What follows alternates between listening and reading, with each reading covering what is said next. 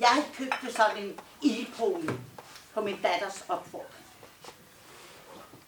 Jo, den fungerede også ganske godt. Ja, altså lige indtil der kom en opdatering til mobilbånd. Og det kunne ikke lade sig gøre. Så nu skulle man købe en ny telefon. Heldigvis, så havde min datter en nyere model liggende. Ja, hun kunne ikke bruge den, for den havde ikke så stor hukommelse, som hun havde brug for.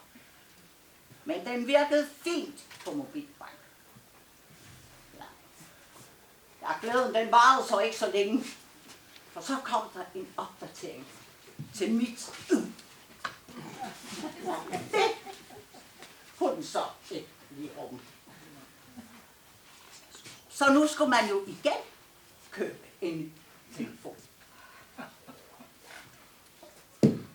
Det kalder jeg fandme bundfangeri.